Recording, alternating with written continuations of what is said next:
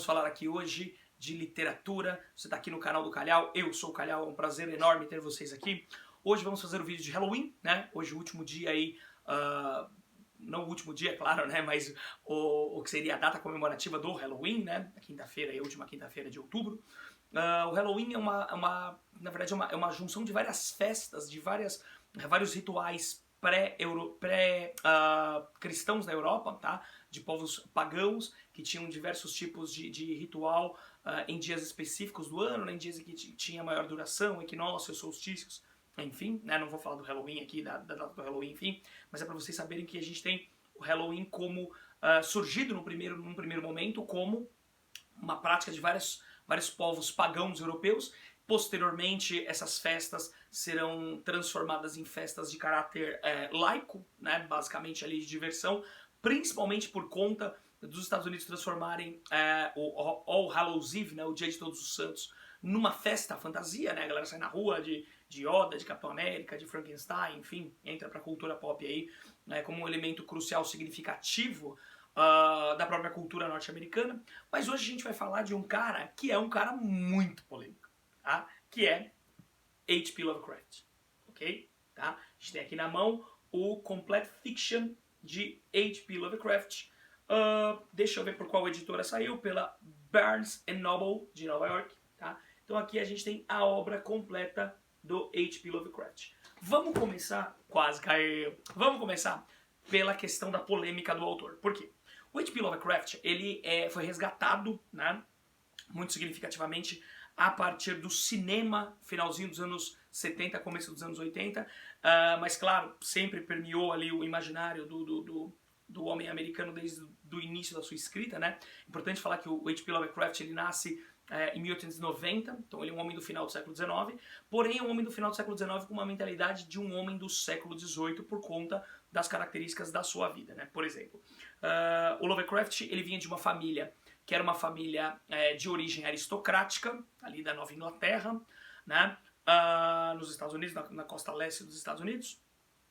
Ele era um cara que a família dele estava em decadência no final do século XIX, o avô dele era um importante industrial, o nome do avô dele era bem complexo, deixa eu ver se eu acho aqui rapidinho, mas o sobrenome era Phillips, tá? Então daí Howard Phillips Lovecraft, era deixa eu achar aqui, cadê? O Whipple Phillips, o nome do avô do Lovecraft, que era um cara que estava em decadência econômica, era um cara que teve muito dinheiro, tinha uma vida completamente aristocrática, né?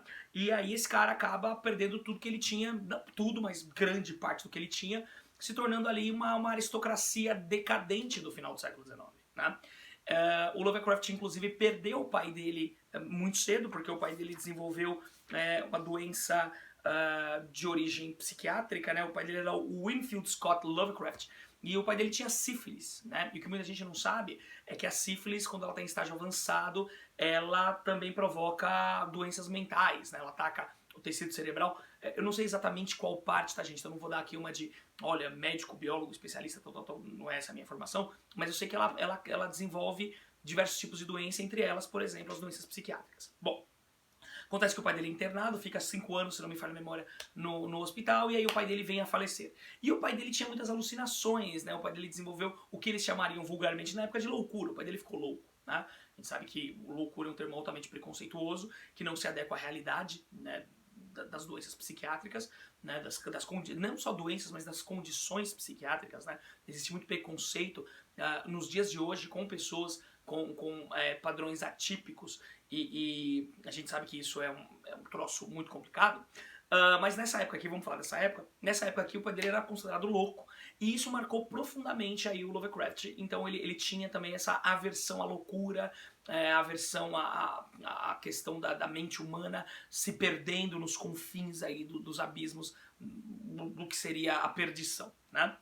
E o Lovecraft era um menino que tinha uma saúde muito complicada. Inclusive saúde ali que talvez tenha até alguns aspectos psicológicos, né? O G.S. Tioshi, se não me engano, deixa eu ver se é ele mesmo que escreve aqui, mas se não me falha a memória é ele. Ele escreve no prefácio, na introdução aqui, né? Ele vai escrever sobre essas condições do Lovecraft. Ele mesmo, né? Joshi, Tioshi é ótimo, né? Eu juntei os caras aí. O S.T. Joshi, ele é o maior especialista mundial em Lovecraft, e ele vai escrever justamente que o Lovecraft talvez tivesse essas condições psiquiátricas muito complicadas, né? E também sociais, enfim. Gente, pode ser que o Lovecraft tivesse alguma condição e a gente não sabe, tá? Então isso é muito importante também quando a gente faz análises de personagens que marcaram a história de maneira inclusive controversa, não é passar pano, tá? Mas é tentar entender que talvez esses indivíduos não fossem homens típicos da sua época, tá? Outras vezes eles eram, né? Porque, vamos falar real, historiador, tá? Sou historiador. Vamos falar real. Século XIX é o momento, no final do século XIX, começo do século XX, é o momento mais racista da história, tá? É o momento em que as pessoas tentam por A mais B provar que populações não brancas são populações inferiores. Tá, você tá olhando pra mim e pensando, pô, isso podia ser 2022. Podia, né? Mas tá ligado. Enfim, lá no finalzinho, né, do século XIX, começo do século XX, era muito racista. Então, assim, galera, ninguém se questionava se o racismo era um problema, salvo, claro, intelectuais negros e intelectuais mais engajados com essa questão social, eles, né, produziam essas reflexões. Mas, no geral, no senso comum, sabe, negro é inferior, indígena é inferior, asiático é inferior, população misturada é inferior, então tinha essa questão racial muito forte, né? E o Lovecraft, ele cresceu nesse mundo, ele cresceu numa aristocracia decadente, ele não tinha muitos amigos, ele não se relacionava muito bem com as pessoas, ele tinha aversão ao trabalho físico, isso é muito importante de dizer, tá? Por quê? Pela própria posição de conservadorismo dele, tá? Então, assim, conservador do século XIX, né, final do século XIX, começo do século XX, tinha aquela noção de que o trabalho físico era embrutecedor dos seres humanos. De que o trabalho intelectual ou o trabalho financeiro era um trabalho superior. Mas o trabalho físico era um trabalho inferiorizante. E aí o Lovecraft, né, claro, vai querer trabalhar com o quê? Quando ele cresce, né, ele vai querer trabalhar com literatura, é o que ele gosta, né? E ele, é importante dizer que ele era um cara muito erudito, por conta dessa condição dele de vida mais complicada. Ele vivia numa biblioteca, ele vivia socado numa biblioteca que o avô dele tinha. O avô dele tinha uma porrada de livros e ele lia. Então, outra coisa também para tomar cuidado. Não é porque a pessoa lê muito que a pessoa é de vanguarda intelectual. Lovecraft não era de vanguarda intelectual. Ele era de conservadorismo e, quiçá, reacionarismo intelectual. Tá? Ele não era um cara de vanguarda, um cara pra frente, no sentido de pô, vamos ler as novas descobertas científicas, as novas perspectivas. Não, ele tinha uma visão ali muito mais fechada, né? Ele, inclusive, diz que ele era um homem fora da sua época. Como historiador, eu sei que isso não existe, né? Toda pessoa é fruto da sua época, nós somos... O homem é filho do seu tempo. Os homens se parecem mais com os seus tempos do que com seus pais. Eu não lembro se foi o Febre que falou isso, ou se foi o Mark Bloch, mas enfim, acho que foi o Mark Bloch. Mas enfim, uma dessas galeras aí que está escrevendo no começo do século XX, historiadores, né, e a gente tem essa concepção realmente. Nós somos muito mais parecidos com a época em que a gente nasce, com as ideias que estão nessa época, do que essencialmente com os nossos pais. E é óbvio, é claro que vai ser assim. Né? Você passa com seus pais alguns períodos, mas você vive basicamente no mundo, com as ideias do mundo. Você vai para a escola, você tem amigos, você lê livros, você lê publicações, enfim, você vai absorver as ideias do seu tempo. Portanto, muito cuidado com as coisas que você defende, tá? Fica a dica. Certo?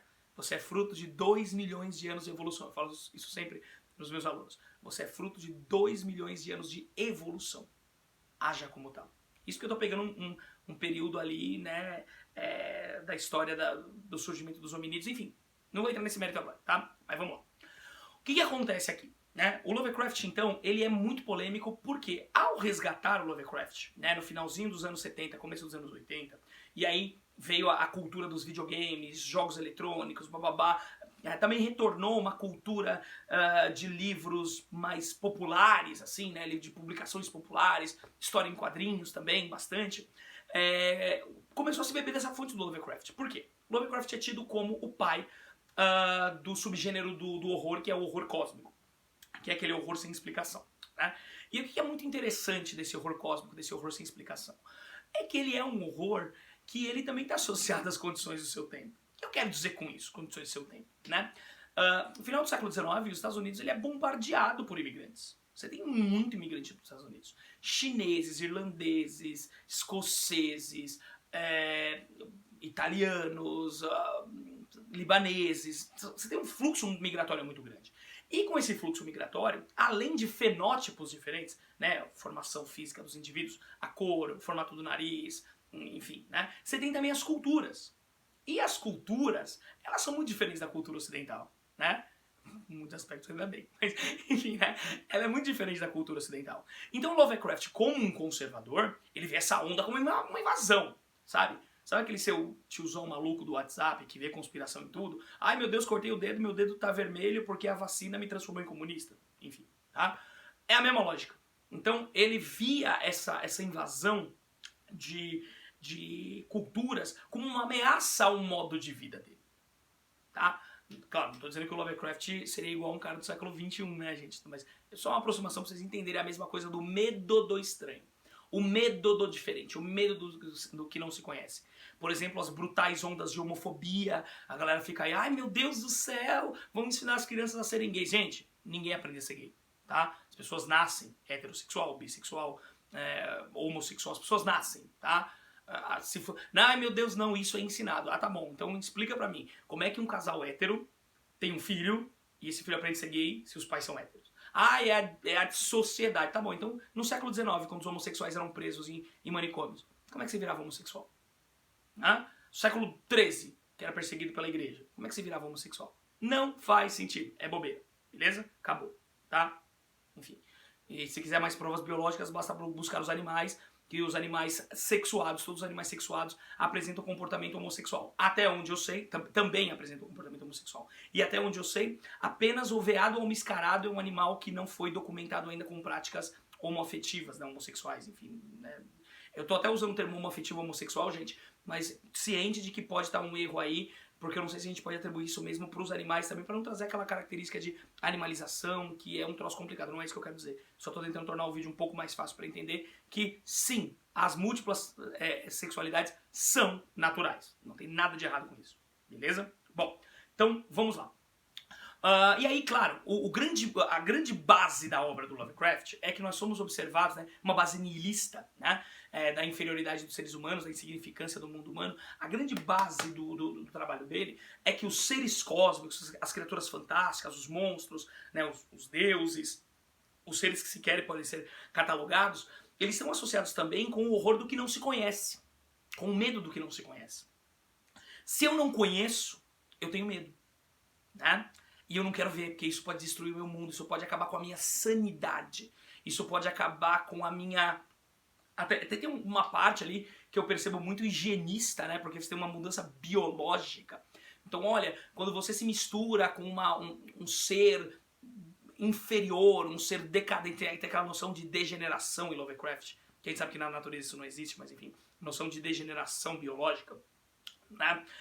Em Lovecraft, que diz que se você se misturar com a raça que é inferior, você vai acabar se tornando, então, um ser inferior, né? Por exemplo, a galera de Innsmouth, né, no horror em Innsmouth, né, o horror em Red Hook também. Enfim, toda vez que aparecem os seres humanos degenerados, ele tá bebendo dessa fonte do racismo biológico do século XIX, que ele acreditava piamente, né? E aí, gente, desculpa, eu também não quero passar um pano, porque tem autores dessa época que estão batendo nisso, e estão falando, não é bem por aí. Né? Você encontra pitadas de racismo em outros autores, ou até mesmo toneladas de racismo em outros autores, mas tem autores da época que já se preocupam um pouco com isso também. Então assim, não vou passar um pano pro Lovecraft não, tá? Não vou dizer assim, ai não, coitado, ele pura e simplesmente era uma cria do seu tempo. Gente, desculpa, engoli errado aqui. Ele também fez escolhas. Tá? Ele também fez escolhas do que ele acreditaria, do que ele defenderia, do que ele enxergaria. Então assim, ele tomou um posicionamento, tá? E aí, lógico, é norte-americano, maldito. Não se esqueça do Monteiro Lobato não, velho. Monteiro Lobato aqui no Brasil, bicho. Racismo, se você torcer o Monteiro Lobato, né? Você consegue pouquinha coisa, tá? Uns 450 milhões de litros de racismo decantado, sabe? Então assim, vários caras, tá? Começo do século XX, um troço horroroso. Pra quem não sabe, Brasil, né, Constituição do Brasil de 34 tinha um comprometimento com a eugenia, ou seja, embranquecimento racial, né, anulamento das condições de racialidade, né, ali de vamos transformar todo mundo em branco, aquela coisa toda e não sei o quê. Então isso é muito forte, tá? Ele fez escolhas por isso, então não vamos negar não, beleza? Outra coisa crucial aqui do Lovecraft é então a necessidade de proteger o seu mundo, o seu modo de vida. E uma coisa interessante, quem são os heróis do Lovecraft? não são os policiais, não são os pedreiros, não são os comerciantes, não é, por exemplo, sei lá, um moleque jovem, como a gente costuma ver em filme de terror, que vai lá e salva todo mundo, que protege todo mundo. Ao contrário, quem consegue muitas vezes combater a onda que é gigantesca, aí outro medo dele, né? Esses caras estão vindo de um tamanho tão gigante que a gente não vai conseguir impedir, porque é muito maior do que a gente tá nos observando, a gente nem percebe, saca? Todos esses artifícios aí literários dele, na verdade, servem para encobrir toda essa carga de racismo que ele tem, né? Mas quem são os salvadores? Quem são aqueles que são a linha de frente no combate a essas criaturas, a essas monstruosidades? São basicamente os acadêmicos. E os acadêmicos conservadores, é claro. Você vê, não tem uma citação de socialismo, por exemplo, na obra de Lovecraft, ou de anarquismo, ou de condição política. Parece que o mundo político em Lovecraft não existe. Não existe, tá? Ele opta por calar completamente esse tipo de visão, tá? Então, a obra de Lovecraft é uma obra que ela pode ser lida de várias maneiras diferentes. Isso classifica ela como um clássico, claro, né? Eu não vou negar que o Lovecraft escreve muito bem. Eu não vou negar que o Lovecraft era muito erudito no campo da literatura, tá? Não no campo das humanidades, não no campo da política, da literatura ele era extremamente erudito. Mas, por outro lado, eu também não vou passar pano pra ele não, né? Eu não vou dizer que ele, né, coitado, aquela coisa toda. Oh, meu Deus, pobre Lovecraft. É uma obra que se você ler, a paulista acha que não tem sotaque, aparece agora, né? Se você lê a obra do Lovecraft e você acha que ela é só uma obra de ficção, você vai ter uma qualidade de leitura. Se você a lê como uma forma fictícia de se enxergar a realidade, se explanar os preconceitos que ele tinha através de uma obra de ficção, cara, aí o bagulho fica muito mais louco. Eu gosto de Lovecraft, tá? Tenho a camiseta do Lovecraft. Eu tenho um só não, eu tenho livros do Lovecraft. Eu tenho jogos do Lovecraft, tá? Cara, eu jogo RPG com os meus amigos de Lovecraft. Só que o cara era racista, velho. E a obra tem cargas pesadíssimas de racismo.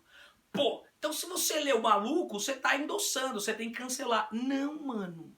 Não.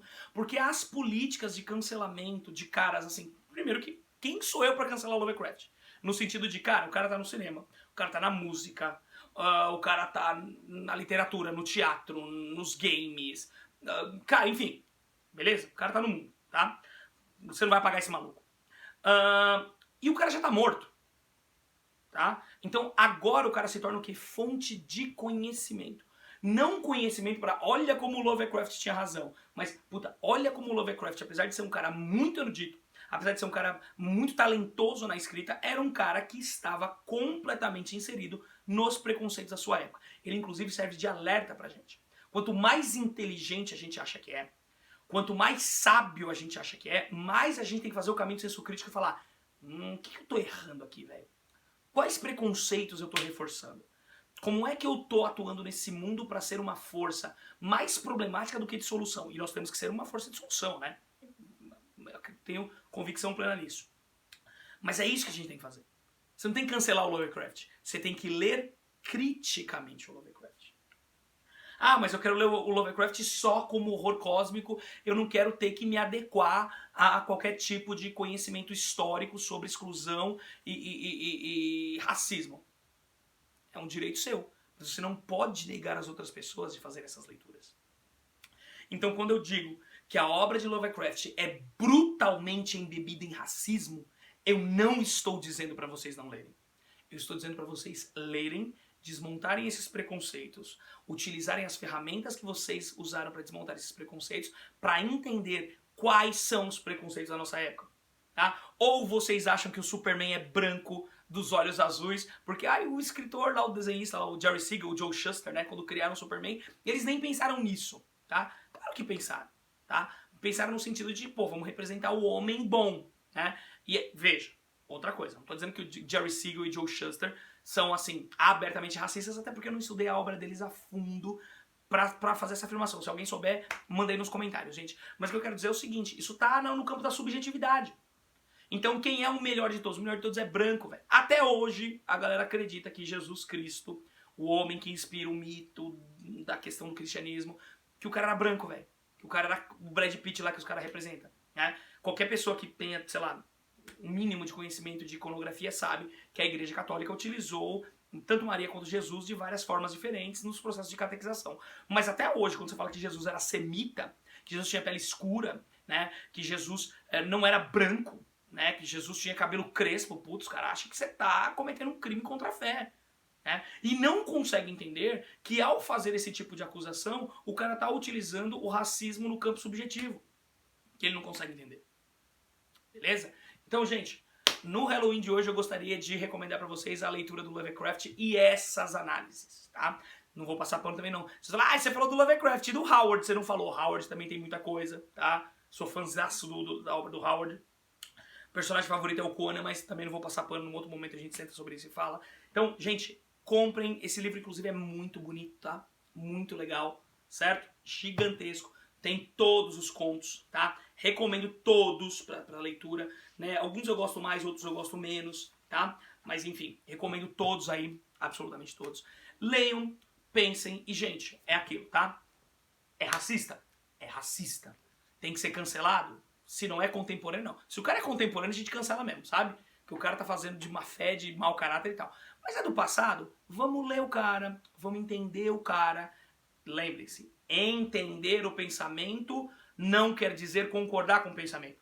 Como historiador, eu tive que ler o Mein Kampf, do Hitler, certo? Concordo com o Hitler? Óbvio que não. Mas eu entendo por que as condições da época permitiam ele ter aquele pensamento horroroso e aquela prática monstruosa, nefasta, que deve ser obliterada, né, da nossa prática de vivência e ficar apenas mesmo na lata de lixo da história.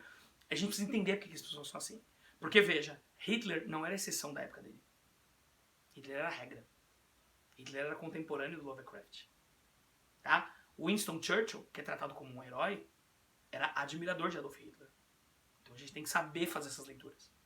Tá certo, gente? Eu espero que vocês tenham gostado do review, tá? O review desse livro aqui foi mais um review da obra do Lovecraft em si, né? Mas o livro é muito bacana, vejam, tá?